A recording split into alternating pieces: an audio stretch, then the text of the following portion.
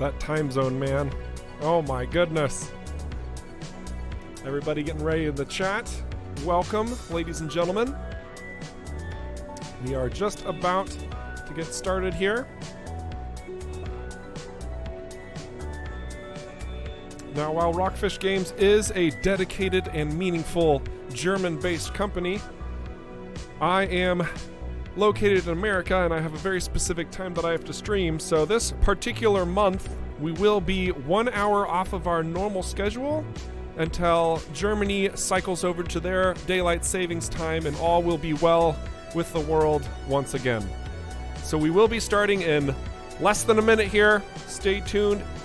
One moment.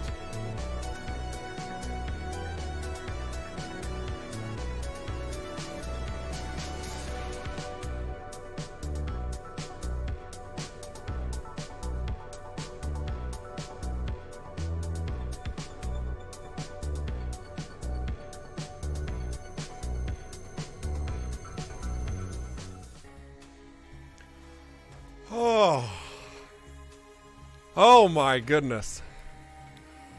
Goodness gravy. Welcome everybody. Hello. Hello out there. How's it going? You're looking lovely per usual.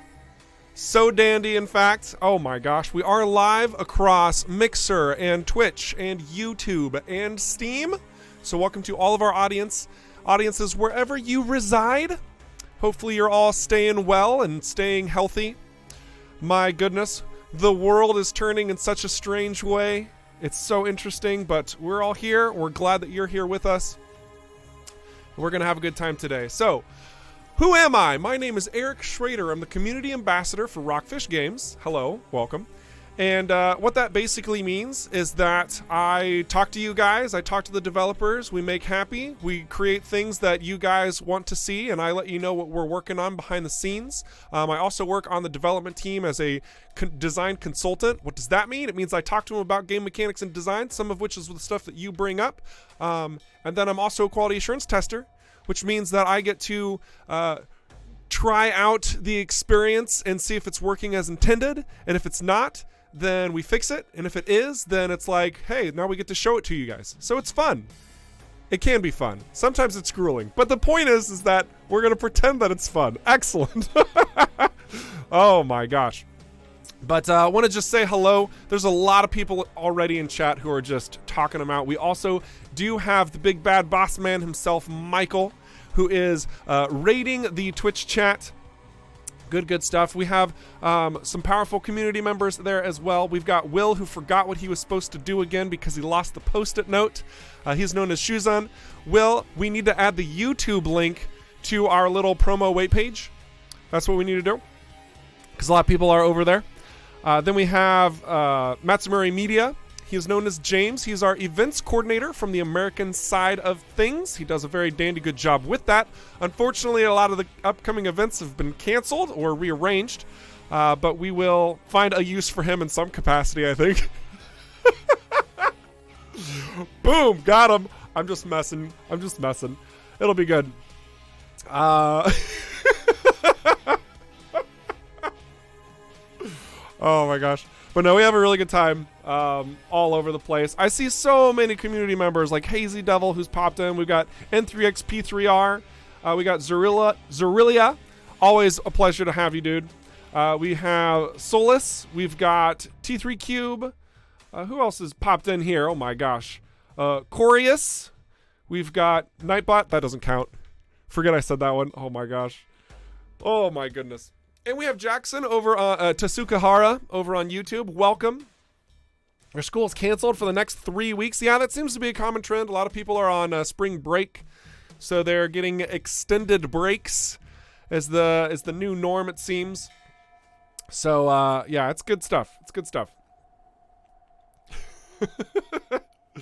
Oh my gosh. Shout out to the bot. You know, I had to, right? Bots are important in our franchise. Yeah? You know, it's true. Everybody deserves some love there.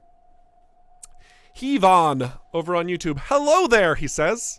I'm trying to figure out if you're saying that in like an Obi-Wan voice. Hello there. But it's a pleasure to have you.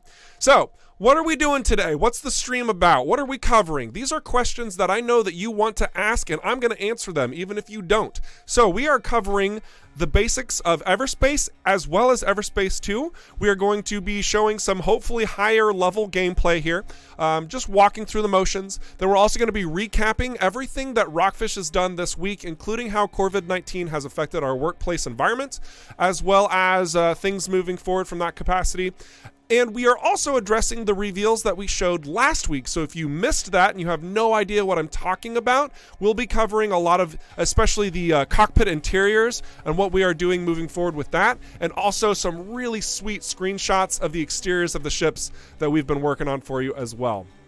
So there's going to be a lot of fun stuff to look at, a lot of fun stuff to see if you stick around. Otherwise, this is always a community stream for you guys. What does that mean? It means the focus is on you. These streams exist for you, okay? That's what they exist for. So if you've got any questions, if you have any concerns, if you have any input whatsoever, this is your space. This is your place to do so. It's how we interact, like through and through, as well as on Discord, of course, but like this is the live segment of that beautiful engagement we have. So please use this. And if you know somebody who's like really into Everspace and Everspace 2, looking forward to that, bring them into these streams. It's a wonderful good time. All right, so let's actually start playing some video games. Yeah, that sounds good. All right, so what is Everspace? Everspace is an arcadey space shooter with let's actually just restart this. You know what?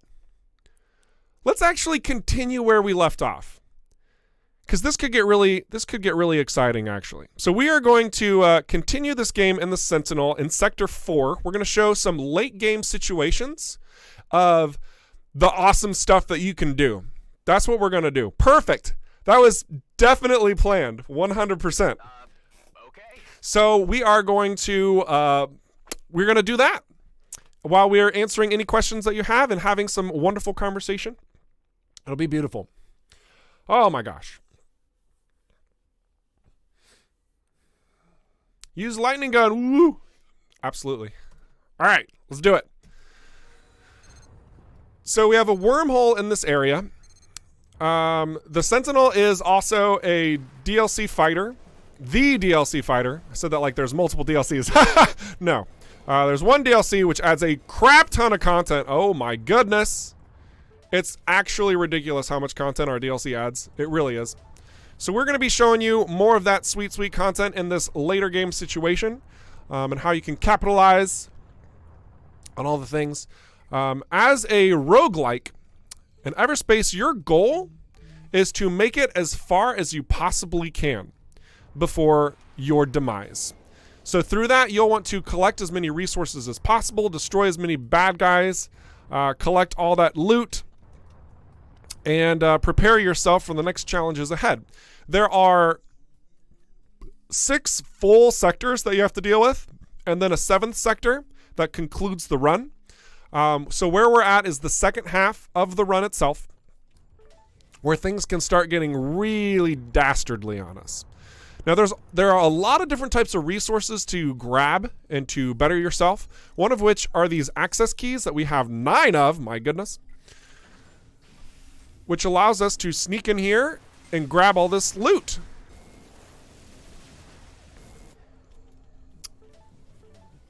So we have to be real careful not to just get ourselves KO'd instantly. Ooh, I like this. So this EMP generator basically knocks enemies out for 12 seconds as opposed to 8 seconds of the original. I'm going to definitely take that. Ooh, seeker missile batteries. Oh, we're going to take those instead of the heavy missiles as well. That should be fun. Then we're also going to break down this shield generator, see how we can navigate more of this space. Doesn't look like there's much at all, in fact. But that's fine. Beautiful. Otherwise, we're going to keep procuring items from the area. Full on fuel. Beautiful. And now we're going to go take this comm hub. We're going to disable all these guys because I don't like being webbed. Being webbed sucks. Those drones hold you in place to be easy cannon fodder, and we're not about that life. We like to live.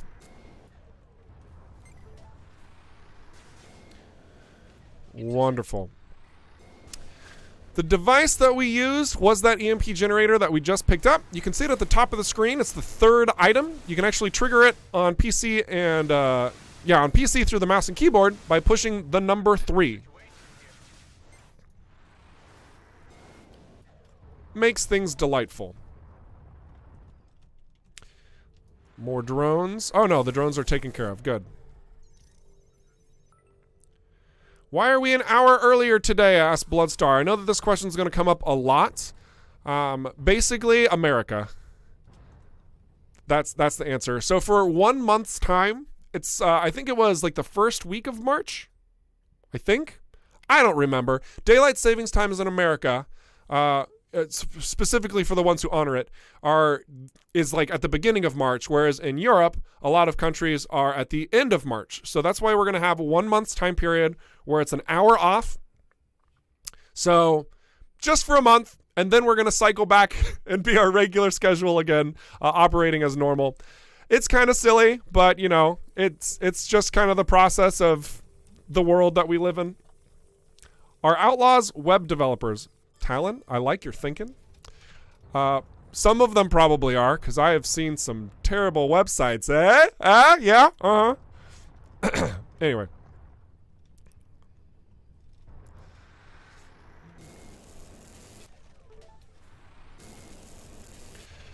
Target decelerator, Ooh, a nano kit. We want that instead of the jump stabilizer. And then we're going to go collect all this loot that's out here because that scanning hub thing that we scanned. Oh, hello, Corvette. Welcome to the party. Oh, no, that's an outlaw bomber. That was a very large warping signal for a bomber.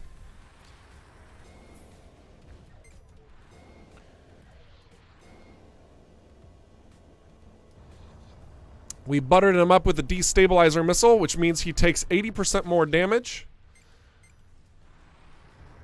Now we are going to address this elite outlaw scout. As an elite, it means he's tougher, but he also has a 70% chance to drop this access key, which we will gladly accept with open arms, as well as 800 credits.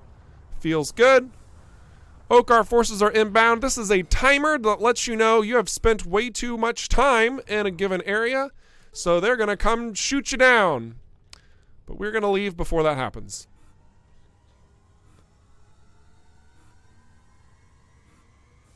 See you later. Woo!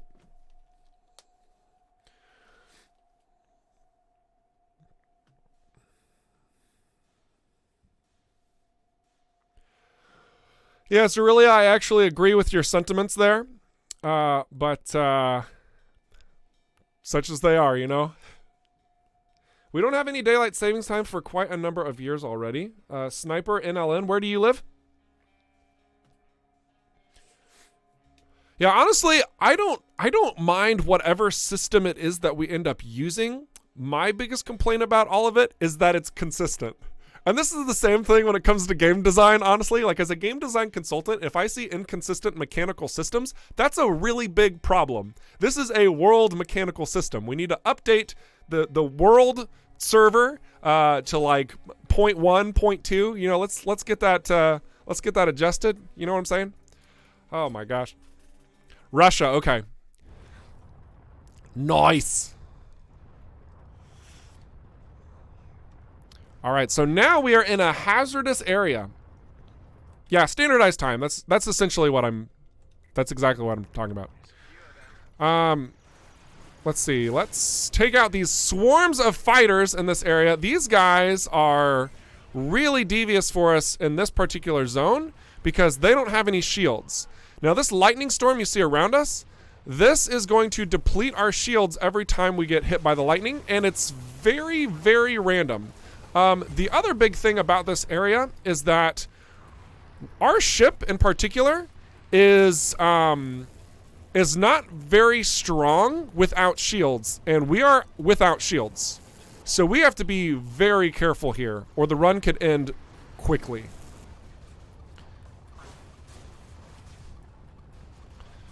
Okay, this is a problem. Thankfully, we had that energized boost to get us some distance away from these enemies, as the Okar and the Outlaw now are putting a hurting on one another. So let's go ahead and dive back into the mix here.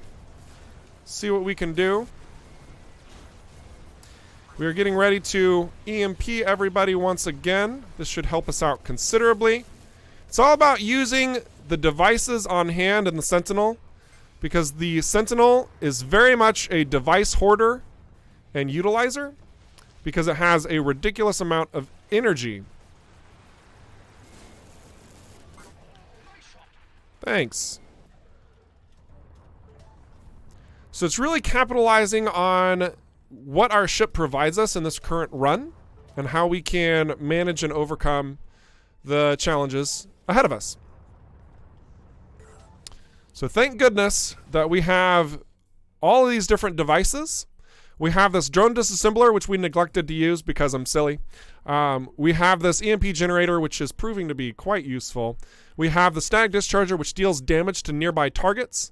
And we have this energized boost, which depletes your shields, which we have none of, and makes you boost away in a pretty decent capacity. So that's how we were able to escape a lot of the problems that combat provided.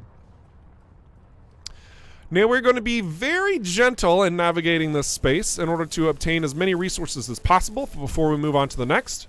But otherwise, yeah, everything's going great. Seeker missiles away. Not yet. No, we're hanging on to those for an actual threat. How's it going, Corius?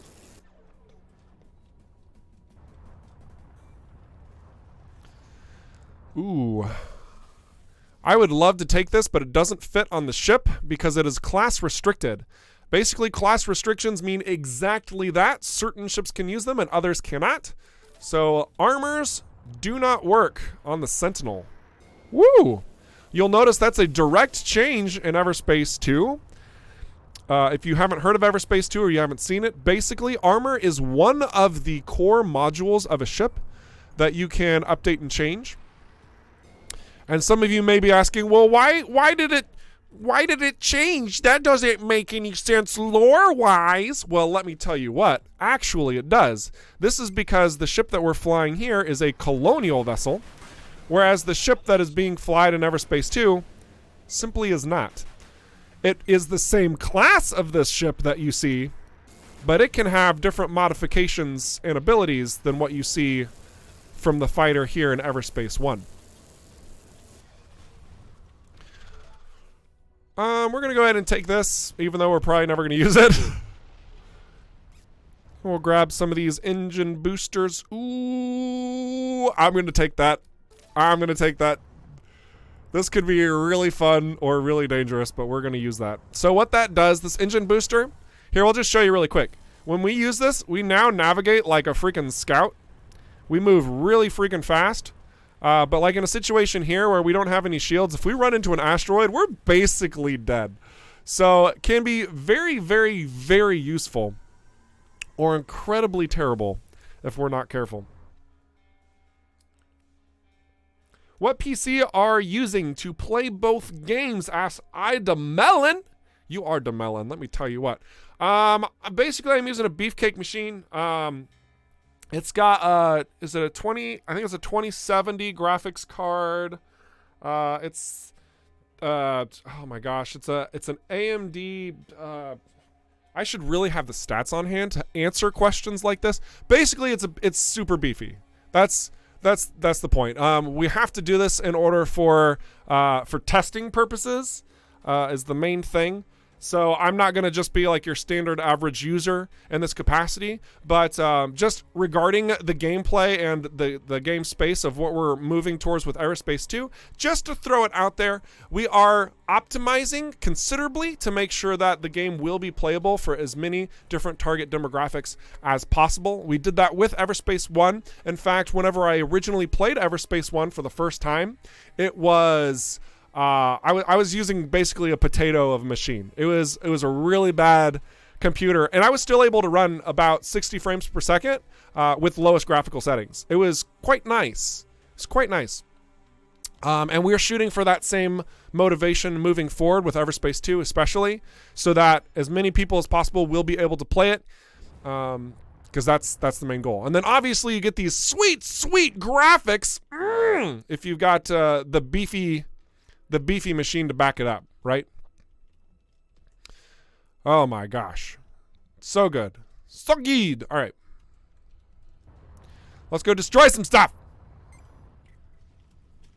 Oh, I see a question from Hazy Devil.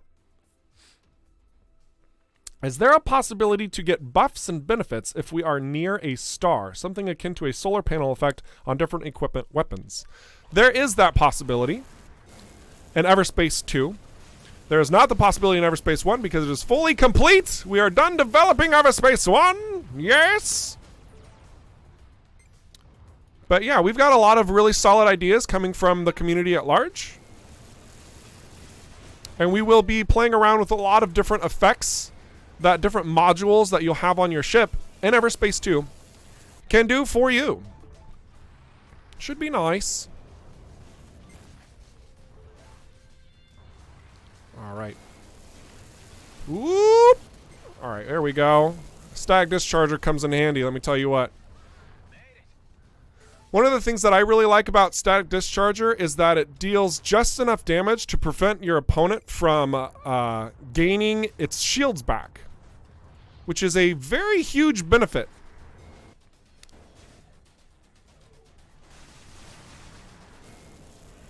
Now this damage bonus is massive. We're going to drain this guy so fast because of that destabilizer missile. Look at that. He's just dead. Somebody might be wondering, well, how did you do that much bonus damage? Is that weapon just like broken or something? Well, no, it's not. Essentially what I did is I utilized 2 different buffs at the same time, which stack your damages. So I used a damage, shoot, what's it called? Damage booster, there we go. I used a damage booster Mark III, which here it shows right above my head, right there. It says 120% bonus damage, and then we use that in conjunction with a destabilizer missile for plus 80% damage against the target. Now this is not multiplicative, it is additive, so we were doing 200% bonus damage to that target, which is why he dropped rather quickly.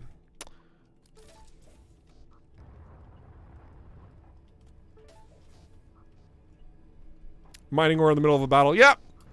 Sometimes you got to show the opponent that they're not worth your time. Freaking savage, right? I see a question or a request rather from Daedalus VR specifically on YouTube, and I want to answer this very quickly. He says, please make a VR version for the Valve Index. Please, this game would be made for VR. This game is actually for VR. Everspace 1 is, in fact, available as a bonus. If you have the VR associated stuffs, you can run it. It's as simple as that. Now, do keep in mind that as a bonus of the game, it is not meant as a full VR exclusive game experience, so you might run into a couple shortcomings, and if that happens, please just know that, again, the VR feature for Everspace 1 is included as a bonus of the game. I would not rate the game as a whole from just your VR experience alone, but otherwise, we have taken in a lot of feedback of how that has affected Everspace 1 in our developmental approach. And as such, with Everspace 2 in particular, we are not really too gung-ho about bringing it to VR at this time. But if we do, we are going to dedicate all of the assets and all of the development time to bring it to life as a separate application. So you would be purchasing Everspace 2 as Everspace 2 VR, as opposed to getting it as an added bonus to just buying Everspace 2. That allows us to focus in on making that the best VR experience it can possibly be. So again, that's a big if, but I want to throw that out there. A lot of people have been asking about VR and whatnot, and that's what we're doing. That's going to help us make the quality product that you guys deserve, And it's also going to make sure that you're not getting undercut in any capacity as well. And it also helps us focus on the content that matters. There we go. Perfect.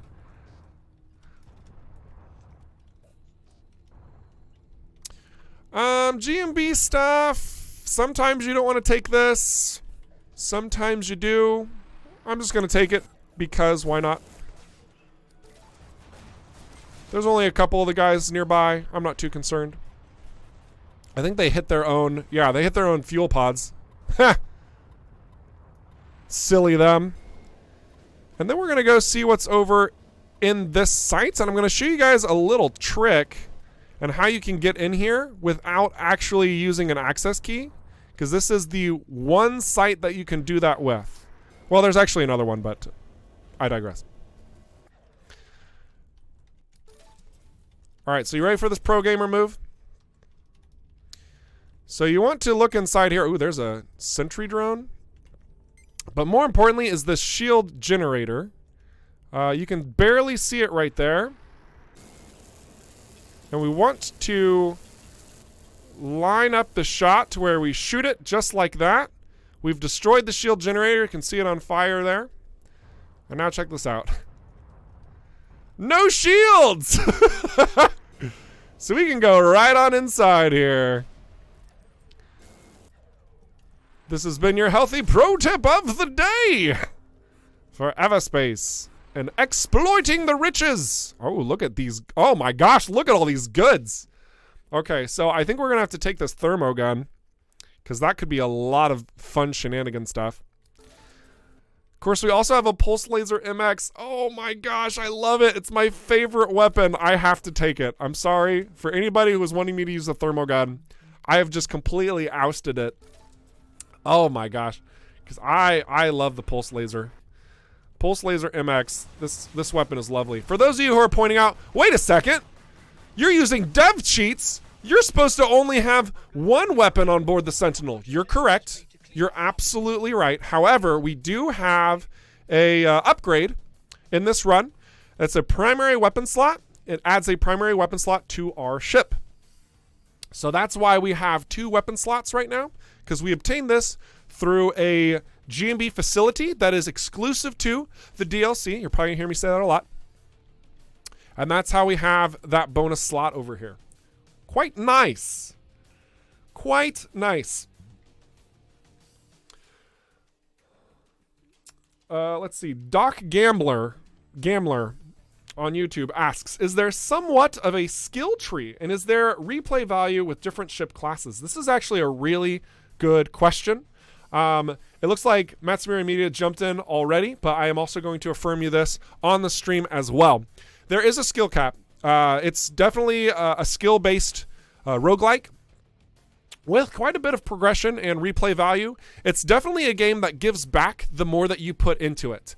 So I can't really show you the tech tree, if you will, right now, but essentially you'll take these credits that you earn in a run, and when you die or complete your run, if you're fortunate to do that, you'll then spend those credits in purchasing perks. That's effectively your tech tree that will benefit your pilot or the ships that you have unlocked in the hangar. Each one of those will open up new doors for opportunity, as well as statistical increases and gains to make every successive run easier or modified in a capacity that makes it more unique, essentially. In addition to that, there is also a story-based component to the game. So after beating a full complete run, you're not actually done with the story. It's going to require several more runs, unlocks just a little bit more content, as well as a final boss for the entire experience to bring it all to a head. And that story is integral for moving into Everspace 2 as well, because it is a continuation of our hero here. It's good. Wait a second, you're using dev cheats. No, Talon, no. I know why you're saying that, but no, I'm not. You calm down. Add cheat codes to Everspace. We technically have them, but it's locked behind a lot. There are still some people who manage to like wiggle in and like create the trainers and whatnot. If you guys really are into trainers, I mean, they're out there. I don't necessarily promote the use of them unless you just want to like play in a very unique way. There's like a specific capacity that you want to enjoy your games. I'm not going to knock it. It's just not the way that I play. If I use cheats in a game, I get bored of the game super fast. It's just not what I want to do. So in fact, I discourage the use of trainers unless you've put like at least 10 hours into the game and you just want to see more content, in which case, you know what? Okay, at that point, you go have fun. That's fine. Dog Gambler and in 2. Yes, okay. So with Everspace 2, there is absolutely a skill tree because now there's a leveling progression system in Everspace 2. And you'll see that whenever we move over to that in about 30 minutes from now. We'll talk about a little bit of Rockfish recap stuff, and then we'll dive into Everspace 2's prototype. But you will be leveling up your pilot, which will expand out into a tech tree that you can choose various perks. This probably sounds familiar. And those perks aren't permanent. They can actually be changed up depending on what you unlock and where you're at and stuff like that. That provide unique benefits towards the style of play that you're aiming for. In addition to that, your ship customization is vast, not only aesthetically, but also from a statistical standpoint, because all of the items now are in a looter-shooter realm where it's basically a Freelancer meets Diablo experience. So all the equipment is going to have randomized goods that you can collect and optimize your ship with. And overall, yeah, that's gonna create a lot of varied gameplay for a lot of different people, depending on what your level is and what you find and what your ship loadout looks like. So yeah, probably a lot of replayability there. Now, as far as like the story goes and like hours of play, we're actually aiming for about the same amount of hours in Everspace 2 that we had in Everspace 1. I think that's probably accurate. Everspace 1 was about a 30-hour experience from the base game.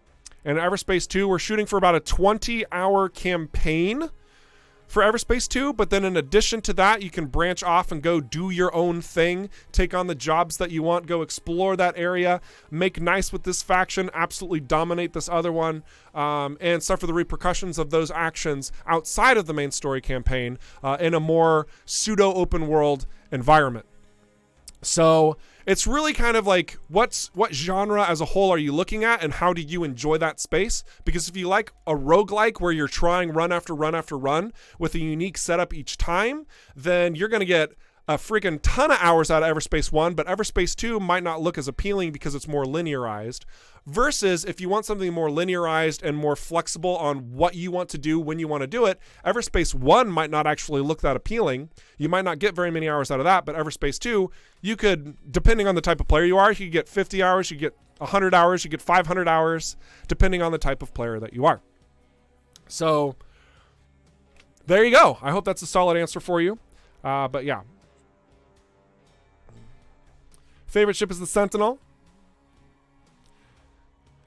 Lightning gun's more than enough for your general use. Yeah, lightning gun combined with the devices of the Sentinel really makes it a powerful tool. So that's really good. John Fisa, welcome to the stream. I see you over on Twitch. I tried Interceptor once and felt like I didn't have enough tools without those weapon slots. Even Scout has more. Ooh. Yeah, I mean, I suppose that can be the case. Oh, and Michael also dropped some clarification there as well. The main story campaign, which we're aiming to be about 20 hours, plus the companion missions, which is going to be about 10-ish hours on top of that, like your side questy stuff. That's going to add about 30 hours of the gameplay experience. So it's really about 20 to 30 hours if you're just going for story alone in Everspace 2. Thanks for that clarification, Michael. I appreciate it.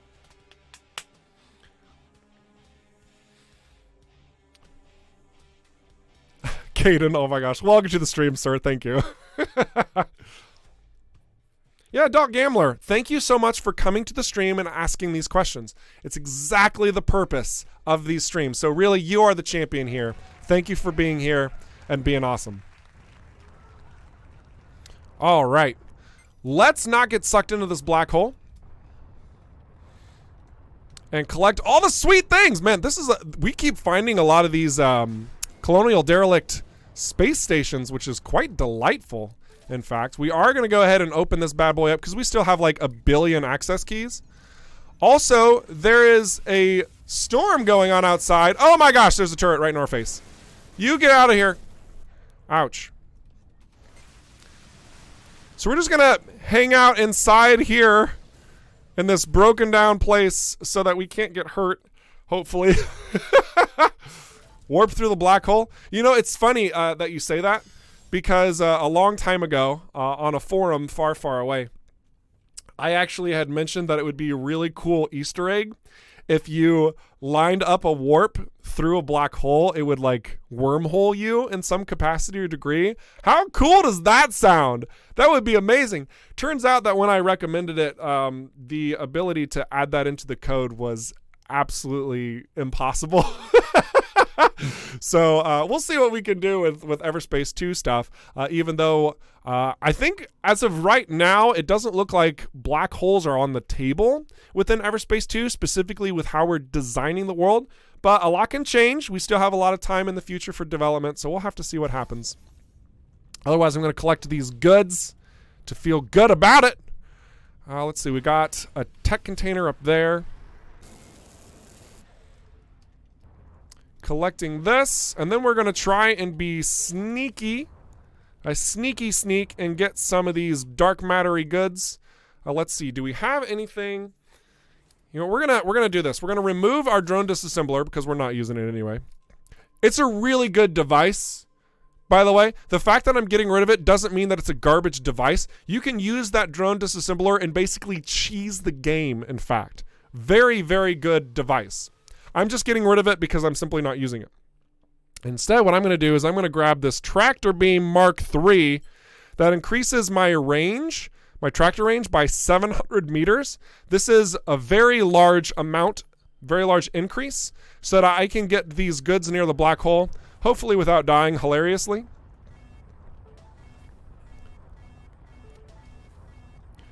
Whoa! We also do have a lot of energy in our Sentinel, so we should be okay here. Woo!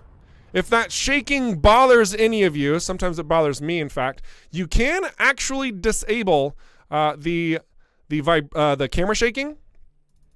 So I'll do this one more time so you can actually see it without it shaking. It's a lot easier, a lot more clear to navigate around a black hole when you do this. But more importantly, it makes it to where your brain doesn't explode. So we're going to go ahead and keep that off for now. Oh gosh, 2 Marauders. This is not good fun time. But hopefully we've got all the devices in the world to take these guys out without so much as to having to sneeze. Yeah, look at our evasion. This is due to our engine booster, which just makes us move like a fiend. This is an elite outlaw marauder, and we're just like... beautiful. Like, he can't even do anything to us. Feels good. Alright, so we got, let's see, a service station over there. I'm kind of done with this area, honestly. I don't like this hazard. I don't like these enemies behind me. We're just going to leave. That's how we're going to do this.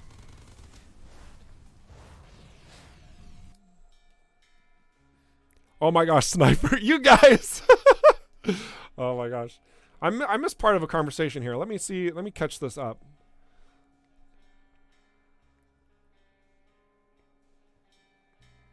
Make a space creature that is some sort of space dog. Oh my gosh. That would be the best companion. All right. Okay. I see what you did there. That's good. That's good.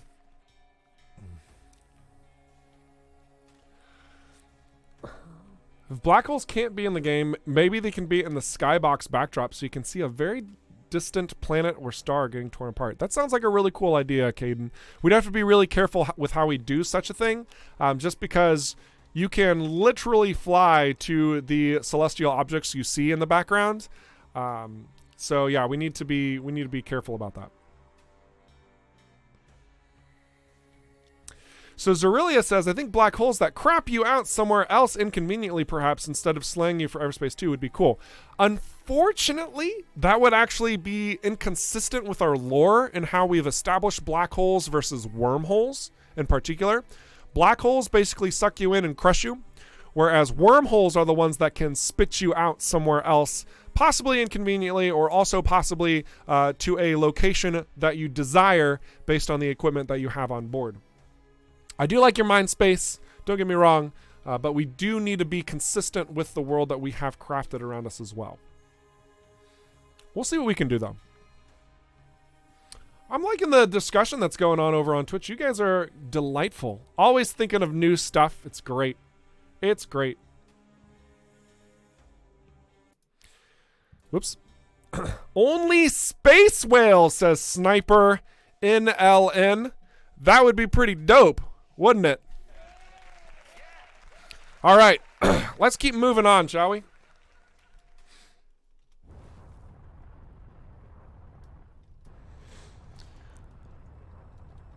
We're going to check out this asteroid over here and get these mineable crystals.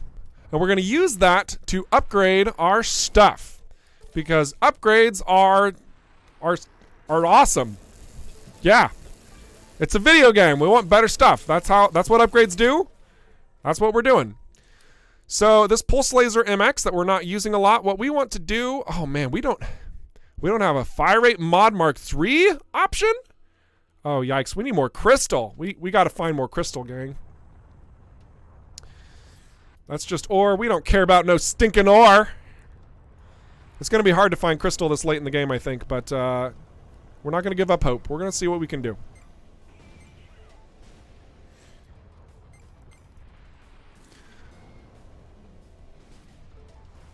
There's a possibility that this side over here has some crystal, and the freighter wreck could have some as well. So hopefully we can dive in there and get things all delicious.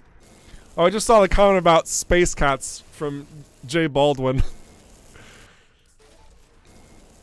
I'm going to read it out loud in just a second. I want to collect all this sweet stuff. He says, need space cat. Constantly bugging you for petting, food, milk.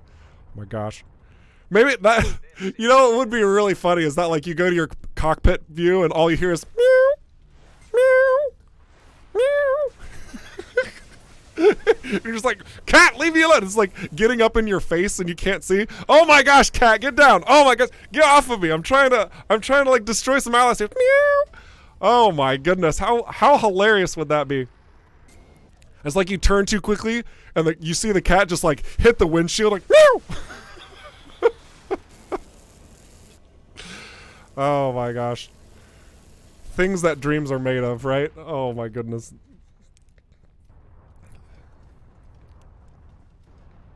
All right, let's see if we can find any crystal in here. I don't think we're going to find any crystal. We might find some containers, though. Here we go. You have drawn the attention of hostiles.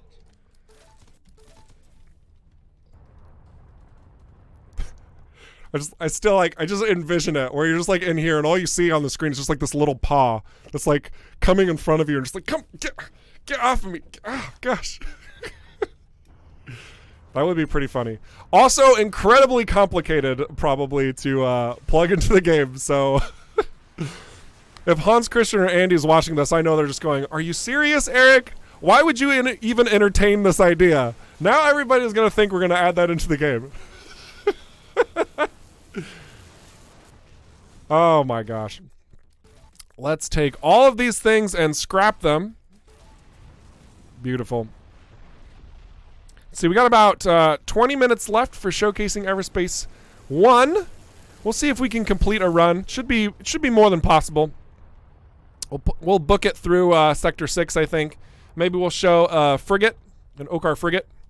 It'll be good there.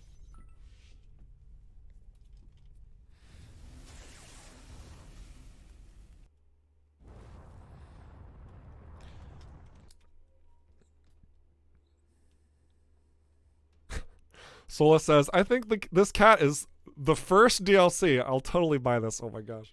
Now, I do want to point out that we don't want to use some sort of like like monetization system where it's like you purchase a cat for like 99 cents in the game, that would be totally ridiculous and against our main policies and our main mantra at Rockfish Games, which is essentially buy once, play forever. All right. So if we were to add a DLC package that did add a cat into it in some capacity or degree, it would be with a full range of new content that the game would have to offer. But man, I don't see that happening. As silly as that is and as fun as that possibly could be, I know that a lot of the focus that we have and a lot of the drive that we want to push with Everspace 2 is very serious content. A lot of powerful new materials that you can work with and adjust your play styles with. But yeah, we'll have to see what opportunities lie in wait for the aesthetic and the silly. But yeah, we really do like pushing the more serious design.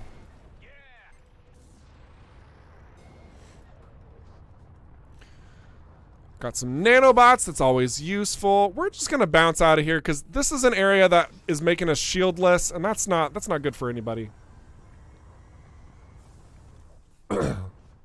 Cats are actually the ancients. Okay. We're gonna keep moving on.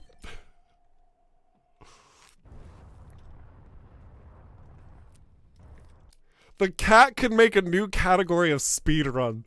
Oh my gosh. Wow, that's actually brilliant. I could actually see that, like Everspace 2 category, cat speedrun. Oh my gosh. That is, you guys are too brilliant, okay? You gotta let us make this game first before you're adding in content like that. Oh my gosh.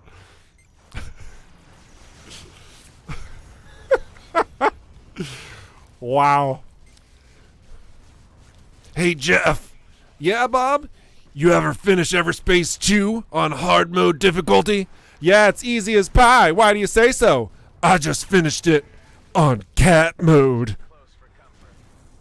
Oh my gosh. Ludicrous. Got that sniper down. Beam lasers are wonderful. Ouch, ouch, ouch. Quit firing at me, please. Thank you.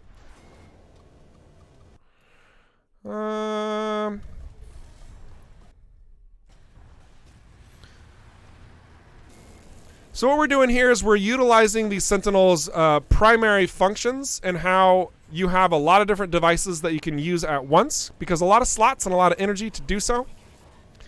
So what we just did is we like, oh heck no, we gotta, this is actually problems. So we're gonna slowly take our time. We used an engine booster that gave us some wiggle room between these targets. Ouch, our shields are down. Okay, all right, Interceptor. Thank you very much. But by utilizing all of these different devices at once, we were able to do damage to everyone nearby. We were able to disable everybody nearby and move quickly for anybody we didn't hit or need to make quick evasion options from. So we have a lot of different tools that can help us out. And the heat of the moment in the Sentinel makes it a very powerful and effective ship if you can cycle through your devices effectively. If you don't want to micromanage as much, Sentinel might not be for you. It still does have a ton of energy. So, just depends on the situation and your play style.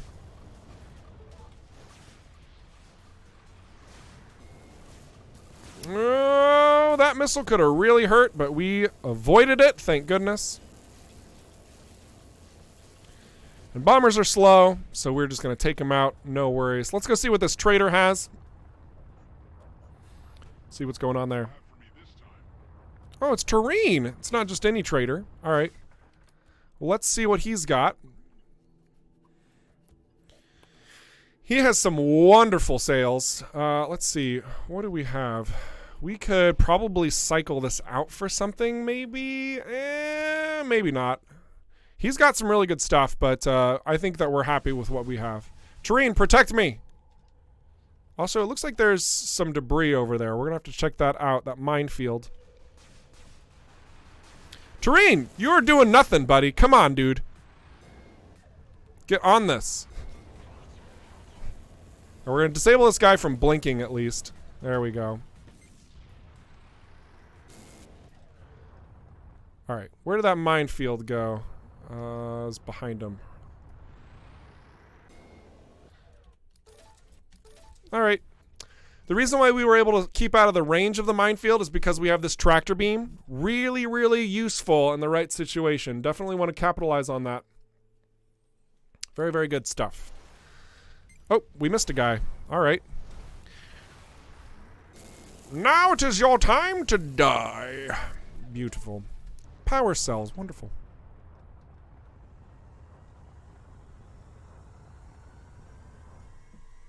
What's going on? Nightbot being a butt to you guys? Let me see what's going on. Oh yeah. Glad that was blocked.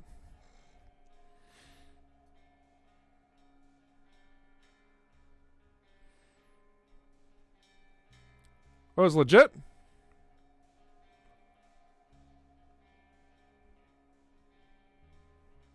I don't know what that is. I'm not going to click on it. I don't think any of you should click on it, if you can see it. It should be blocked. Oh, okay, got it.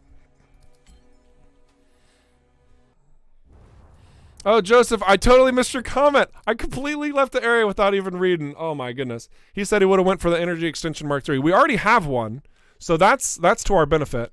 We already have a ton of energy on the ship. Look at this. 308 energy. That's a lot, people. That's a ton, okay?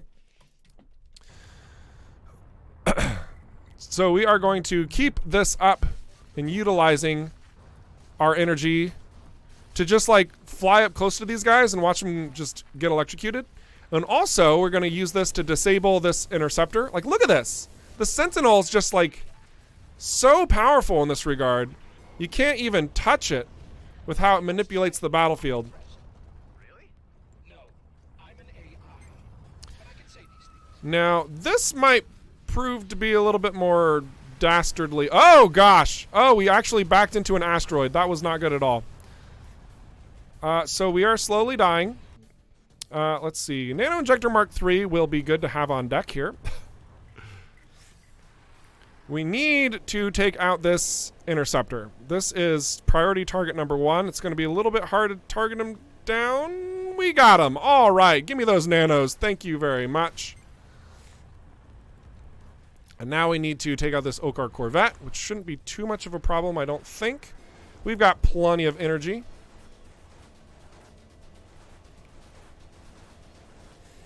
Woo!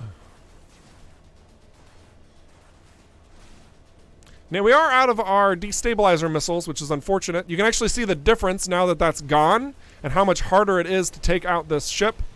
Let's see. We're going to stack discharge and EMP generate to give us the space we need through this storm, because we really don't want to deal with these bad guys right now.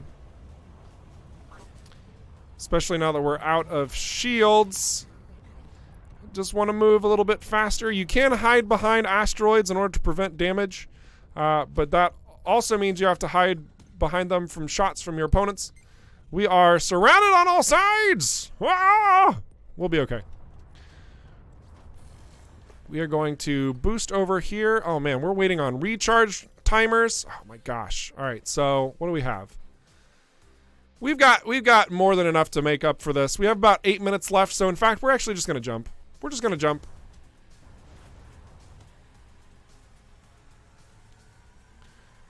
Look at that crazy evasion engine booster provides. Wonderful. Shouldn't the solar flares damage the enemies as well? They do. Yeah.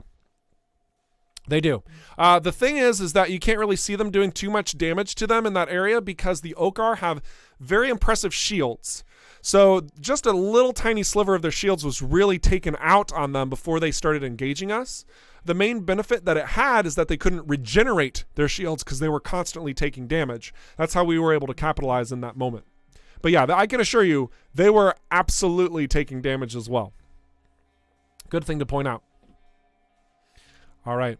I'm saving those plasma mines just in case we run into something else. I just realized I'm only in Sector 5. Oh my gosh, speedrun strats time. We are just going to leave this area completely.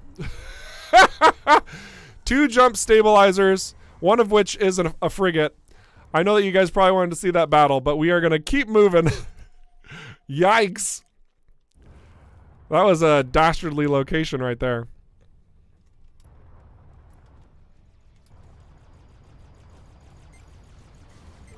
Pew, pew, pew, pew, pew. Now we're going to warp out of here.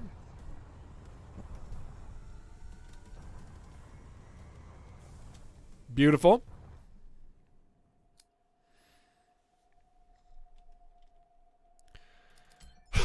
Yes, sniper.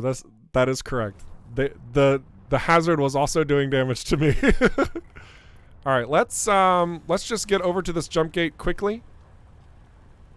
Was there another? Oh my gosh, there's another frigate over there. Look at that. 2 frigates now. But we want to just book it. We want to go. Let's see if we can finish this run in 6 minutes. Think we can do it? Think we can clear a full sector in 6 minutes? We're about to find out with a jump suppressor. Oh gosh. Well, rip run. It's not over there, so we don't need to go to the base. Getting closer, getting closer. Can't see squat. Oh my gosh. Ow. I think we found it. I think we found it. Oh my gosh. The problem is we also found a bunch of mines.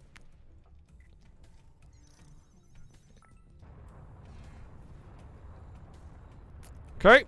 Just gonna leave this completely terrible area. We're moving. Yikes town? Population us? Alright, here we go. Okay, no frigate, so that's good. We are getting low on fuel. That should be fine, right? Maybe we'll show what happens when you die.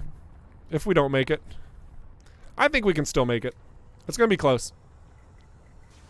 Oh, ouch. More snipers. So many snipers. Goodness gravy. There's a lot of stuff that can really stack up in these moments. Let's see. Let's go here. Jump suppression. Okay, alright, okay. It's a frigate. Alright, we gotta deal with this, boys and girls. Let's get our big boy pants on. Okay, really? Really, Outlaws? I don't have time for this nonsense. Alright. Alright, so what we're going to do is we're going to just damage boost up. Damage boost Mark 3. Are you ready? Ready, boys and girls?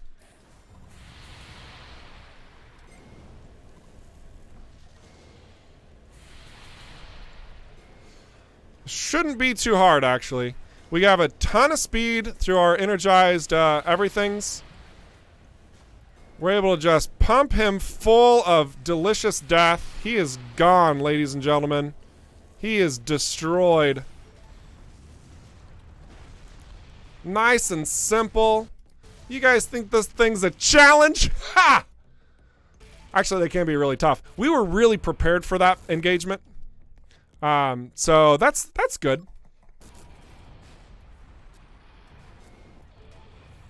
Alright, so now let's get out of here. I really want to complete this run in 3 minutes! Oh gosh. See if we can do it.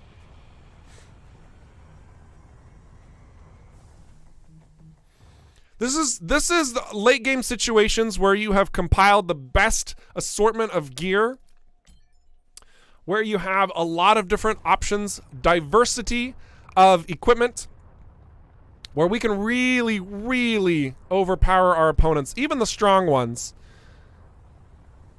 within situations that might seem impossible. So it feels good. Oh, there's the opponent. Let's go meet him. Meet him on the battlefield. This could actually be tricky because we have a lot of people shooting at us as we're locked down, but we're gonna be a brave boy.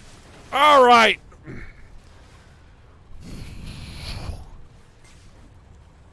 This speed increase is made possible by the engine booster Mark III, by the way. So if anybody tells you that the engine booster is a piece of crap, you show them this stream. We got a lucky jump chance, so even though we didn't have enough fuel for the jump, everything is fine. And there's nothing here, so we have successfully completed the run, boys and girls. That is great to see. Nice and clean and open space. We might damage the ship up a little bit, but we'll repair it. Woo! We're just going to finish off the run. Got another lucky jump. Oh my gosh, that's wonderful. What's a lucky jump, you might be asking? A lucky jump is when you have no fuel left, which you can actually see. It's not on the screen. The fuel on the lower left is 0 right now. If you look right into the upper right corner up there, you'll see a big circle that's all grayed out. That means we're empty on fuel. When you're empty on fuel, that basically means that you have a chance to rip your ship apart when you jump. But we got lucky jumps, which means we stabilized and the ship did not tear itself apart. Wonderful. Let's hear what Adam has to say. Excellent. Let me see. Yes, there are plenty. Should I choose one at random? Yes, please. Just get me out of here. Wonderful. Finishing that run exactly on the timer. It is now 2 o'clock where I live. So we are going to take this time to look at Michael right there. He's in the chat right now. The executive producer, big boy in chat. Oh my gosh. Thank you so much for being a part of the stream. Really do appreciate it, Michael.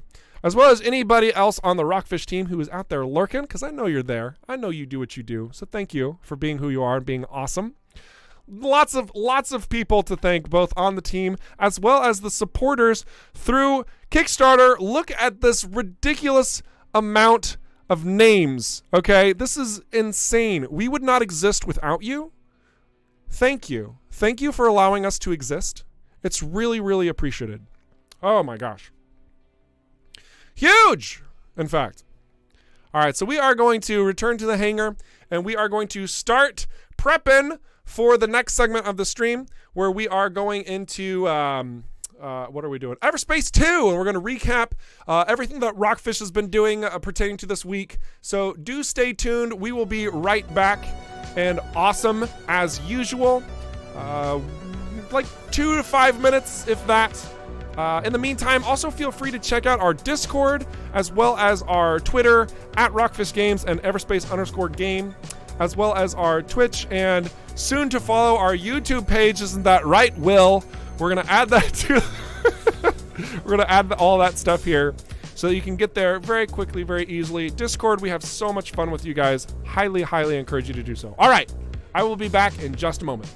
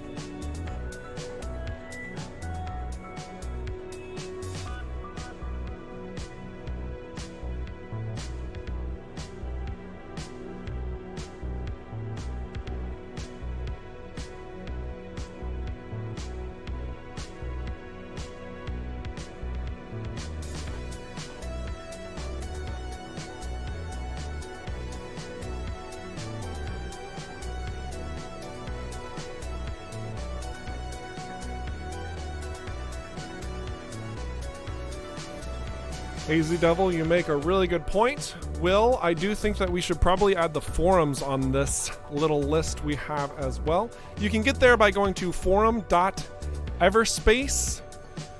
I think is that all you need? Let me look at this really quick. Forum.everspace-game.com. That is where you can go to the forums, where we collect all of the content that you guys are dropping us to make a really remarkable game. All of your feedback is invaluable. It builds us up, gives us life, breathes you into the game space. Like if you want to put yourself into the experience in some capacity or degree by what you offer, that's basically how you would do it. It's a really good time. Really good time. So yeah, definitely consider that. Let's dive into some Everspace 2 prototype stuff and answer some more questions.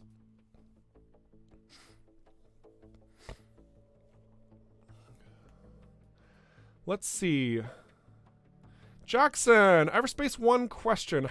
How come you can't really do anything to the massive Okar destroyers that jump in if you stay too long when Okar forces are inbound? Those are actually colonial warships, and we had to make a decision on whether the players could destroy them or not. Essentially, the warships, the colonial warships in particular, are just very super powered. In the lore, they cannot be harmed by any type of fighter weaponry, including the Arc 9000. I know it sounds a little bit crazy, but they are invulnerable to it. So if they do take damage, it has to be a customized missile source that you will actually see in Sector 7. That's the only way to bring down a colonial warship in Everspace 1. Now, that being said, there's also there's some other stuff that comes with that, but basically we are keeping the lore consistent through the full game experience of Everspace 1 and Everspace 2, while also modifying and enhancing a lot of the features that were. Much like we talked about the Sentinel in Everspace 1, how it only has one weapon slot, and then in Everspace 2 it has multiple, and in Everspace 1 you can't have armor, but in Everspace 2 you can. Stuff like that. There are changes that are being made, not only to accommodate the gameplay, but also to accommodate the lore. There are reasons why these changes do in fact exist. All right. So diving into the prototype here, we are just going to do standardized stuff as we're talking about Everspace 2. If you've seen this before, ask more questions. If you haven't seen this at all, well, hello, welcome there. My name's Eric Schrader. I'm the community ambassador for Rockfish Games, and I'm here to show you Everspace 2, the prototype, a little sliver of what we're working on for the future. A little bit about Everspace 2. It is an arcadey space shooter in an open world RPG setting. So that means you're going to be flying around different handcrafted locations to pick up various sweet loot to better your ship over the course of a linearized 20-hour campaign, with a lot of opportunities outside of that to complete side missions, go exploring, mess with other factions, and the like. Taking on lots of different jobs. As well, so in addition to that, our timetable for Everspace 2 was actually modified last week. So if you saw us at like PAX East, for example, we've actually changed the dates since that point even. So let's actually just talk about this very briefly about how the coronavirus has actually impacted Rockfish Games. In order to do that, let's actually jump over to, we're going to do this. We're going to have the game state behind us, but you can kind of see the recap underneath. So basically, there are a lot of people that have been impacted by like how this is moving schedules around. Rockfish Games is no different. There are growing concerns in Germany, as well as the United States, as well as a lot of places around the world. And we are just taking the necessary steps to lower the cause of alarm. All right.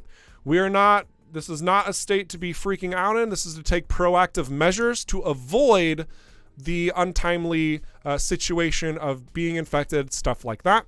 So Rockfish Games is moving internally to a space where we're all working from home. All right. Doesn't really hurt us too much. It means communication is a little bit more separated. But we have all of our online measures in place to where we can still keep the ball rolling. We're still making progress with the elements that we're currently working on. Everything is still functioning in the capacity that it is. It shouldn't affect our development too much. But in addition to that, as well as the timeliness of other games that have shifted around as well, we did update our development schedule so that we'll be able to put a little bit more attention in certain aspects before we reach our respective deadlines. One of those deadlines is the alpha. It has been pushed back from April to the end of May or the beginning of June. And we will keep you guys updated on any other changes to that. The sad part, of course, is that it was, pushed back, right? That stinks. That's unfortunate. However, that also means we have more time to refine those systems to make them a little bit cleaner, a little bit better, and possibly even have a little bit more content for when you do dive into the alpha. So that's a plus, right? The beta was also affected in this capacity. It's been moved back a little bit. And then the early access as well. It has also been pushed back from September to about December now later this year. Now, again, that means more content for you once it does get there because we have more wiggle room. So that it can be perceived as a positive. And we hope that you do, knowing that our focus and our drive is entirely on these elements. We're not letting anything hold us back and hold us down. We are pushing forward per usual. So, all of that material said, all of those things in order. I actually want to show you a really fun little thing here. This was actually shared internally by our team, and I think it's a really meaningful graph. I think it's important for us all to kind of like get on this. Let me see if I can find it. Oh my gosh, where was it shared? Goodness gravy. Here it is.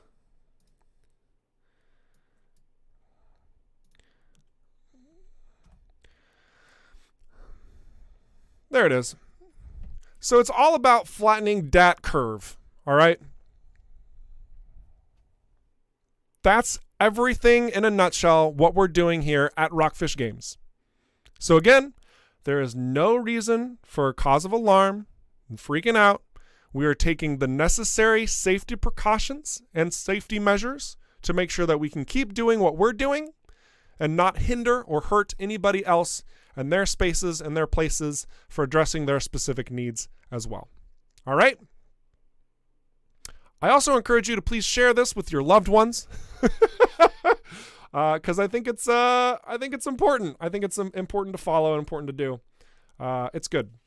Anyway, so all that being said, let's go ahead and now dive into the game state itself, and then we'll come back to the other stuff that's down here, specifically pertaining to the reveals that we had from last week. We will add that in a little bit later in the stream. First, I really want to cover some more elements of Everspace 2 from a general level.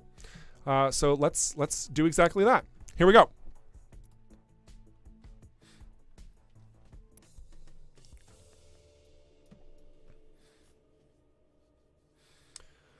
Solus, thank you for your understanding.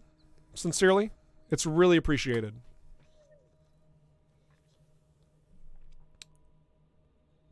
Marariu over in YouTube, I am so sorry I missed your question. Probably has been lingering there for a while. Let's address that. He asks, what happens if you take out all the incoming OCARs from the OCAR waves in Everspace 1? Essentially, you have a lot more chances to obtain fuel from those OCAR waves, so you'll probably get fueled up. Otherwise, the resource collection, credits collection, all of that stuff has been scaled back. So it's a lot harder to obtain the materials that you're probably trying to hunt down and build yourself up with, but it does give you fuel if you are stuck in that precarious position. Otherwise, the OCAR forces inbound sound will just keep on going. It'll keep on going, beep, beep, you know the sound. It doesn't actually go away. But it's really there to tell you to keep moving. That's the main goal of it, right? And if you don't move forward, then finally the colonial warships come in place, which cannot be destroyed, even though you can find ways to evade them and even disable them. But again, the point is to keep on moving. It's not to linger. So good question. Zerilia says, I haven't had to change anything about my life because I've always been hygienic. Just shows how disgusting most people are. Like, look at public bathrooms and how many people go in and don't wash hands. It's true. There are also a lot of other cases and situations where people who are incredibly hygienic are also finding themselves ill. It's a precarious situation to be in on this planet, and we just have to be mindful of what's going on and taking those proactive measures. So I'm glad that you're doing just so, Zerilia, and I hope that everybody really is capitalizing on that as well to protect themselves and to protect others.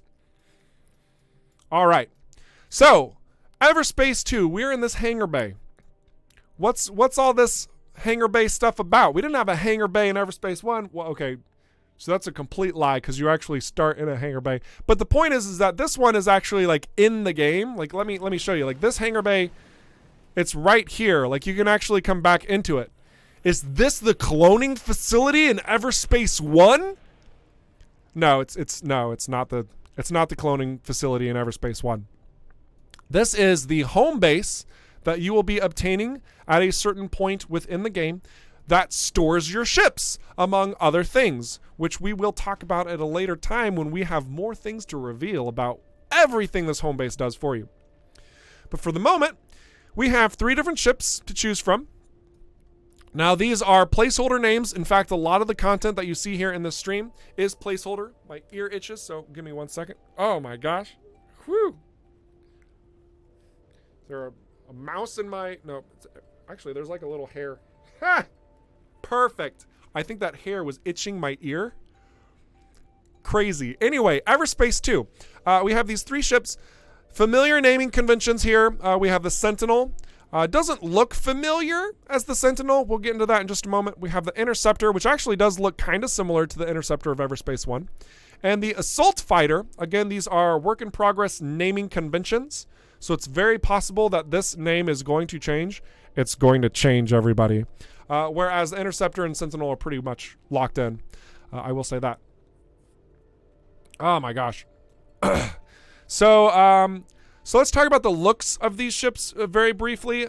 Don't worry too much about the primary weapons and the devices, the differences on the ships. This is more of a demonstration within the prototype as opposed to being locked in. But basically, different ships will provide different utility options, different assault options, different defensive options, much as you would think they would. But the aesthetics are what we want to talk about. So right here, we're actually cycling through some different looks of what the Sentinel or any of the medium ship classes could actually look like, because we're using a modular approach to how they're put together. So the body, the wings, the engine, even the cockpit, all have a different look and style that they can have, with varying statistical gains and repercussions from using. So there are going to be a lot of different ways to customize and optimize your ship through the stars. This probably looks the most like that Sentinel we were just running. Uses a lot of those similar parts and pieces. So we do have a direct connection between Everspace 1's ships and Everspace 2's, because we have familiar parts, but still this is a ship that we are not accustomed to seeing. One very simple way to know this is by looking very, very closely. If you look closely right here, in fact, I know it's kind of hard to see, but if you look right there, you'll see that it doesn't say Colonial. Can you see that? Is that clear? I just want to make sure that you can see it. Also, shout out to one of our favorite streamers out there. Wonderful.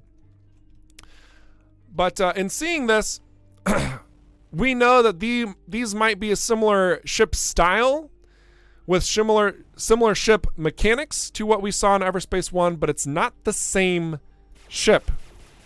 This is not a colonial vessel. Maybe it's scrapped together from colonial pieces, but is not a colonial vessel. And as such, if you guys do dig into the lore of Everspace, which I hope you do, you'll also know that since it's not a colonial vessel, it's not connected to the Aeterna systems, and it probably doesn't have a hive unit.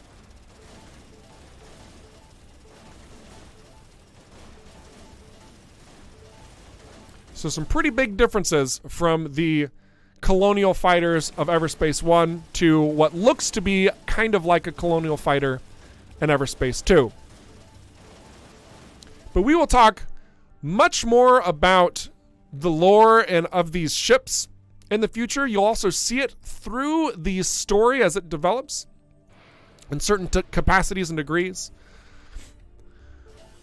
Let's talk a little bit about the itemization now, in fact. We just found these two items. This is your ship now. Before in Everspace 1, you saw those different attributes. You had the primary weapons, you had the secondary weapons, you had your devices and consumables, right? Those were the main pieces of your ship. You put them in there, you could upgrade them accordingly. Now we have our primaries, our secondaries, our consumables, and our modules.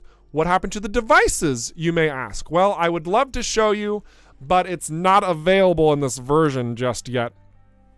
But the devices are essentially bound to the ship itself.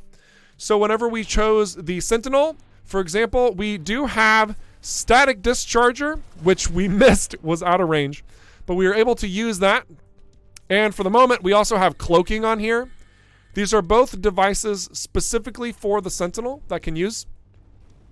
Work in progress, will probably change. They are not items that you obtain. They are now bound to the ship itself. I see a lot of conversation over there. I'm going to finish explaining some stuff, then I'll answer some questions that I'm sure you're all asking about. Michael, also thank you for addressing the one question on YouTube. Really appreciate it. So with these new modules, these are now accounting for some of those pieces and parts that you saw in Everspace 1, except they have a specific slot on your ship. So for example, armor on the Sentinel did not previously exist at all, but we have this now. We have our energy core, which is kind of like an energy core extender, except there's a single slot for it. These little bonuses that you see at the bottom, the structure and resistance and the utility and firepower, these are different attributes on your ship that get better over time as you level up, as well as get modified to it's mostly statistical gains, but it's going to optimize certain elements of the game to your liking. Then you also have other attributes that can be modified that we haven't found quite yet, which we'll absolutely talk about when we do find them, that provide many new benefits and many new opportunities as you're playing the game as well. So the modules are as follows. We have energy cores, we have shields, we have armor, we have sensors, we have thrusters, and we have the cargo unit.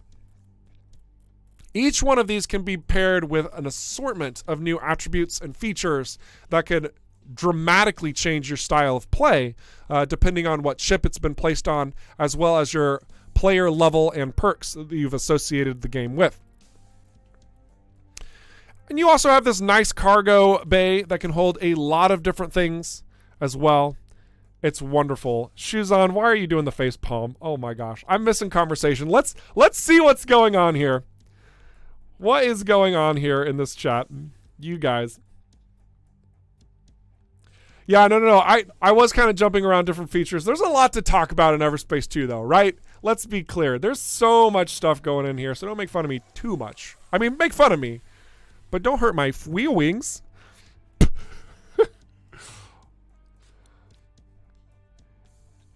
Kaden says, Hive's sarcasm was the highlight of 2019. Never forget Hive.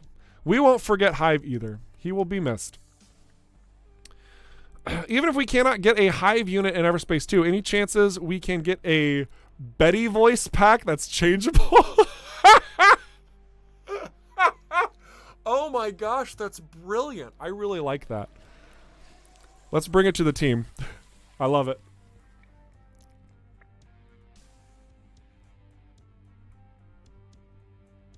T3 Cube, I'm seeing you're making a correlation with another game about aesthetics versus statistics. Just know that we are strongly considering this as well. It's not something where we want to just have like a visual aesthetic only bound with the ships. We are looking to tie the different uniquenesses of the ships to specific statistical gains. Now, in a late game situation, we're also looking at being able to choose the stylistic choice that you want with the stats that you want, so you can have the build you desire in the style that you like. So basically what I'm saying is, at the start, you're going to have a bunch of mixed up aesthetics that are going to change up your stats, and then at the end of the game, you should be able to, if all goes according to developmental plans, you should be able to pick and choose the aesthetics that you want bound to those stats that you like. That's the best fit that we are looking at for the game space. So that way you can't just play in in the same looking ship at the very start of the game for the entire game. We think that would be a little boring. So that's how we're kind of approaching it. Ever features too. Excellent. How's going? Greetings from Germany. Andre, welcome to the stream. It is a pleasure. Everything's going pretty well. We're talking a little bit about Everspace 2 and the basics thereof, as well as hanging out with the community and answering questions. We're actually going to be going into some recapping of what has happened last week for reveals stuff. So yeah, thanks for diving in and being a part of this community. It's awesome.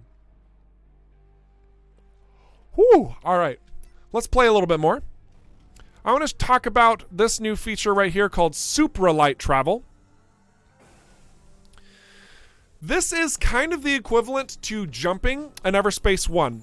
The difference here is that instead of like finding your green point marker and then waiting for it to charge, now you can jump at any point in time, and while you're here, you then focus on your green point marker and then you just press F to travel to it.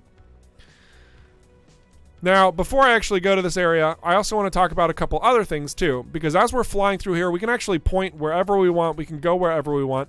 Since this is now an open world experience, we want you to be able to move exactly where you want. So we are right next to this planet, as you see. We can boost away. We say, peace out planet.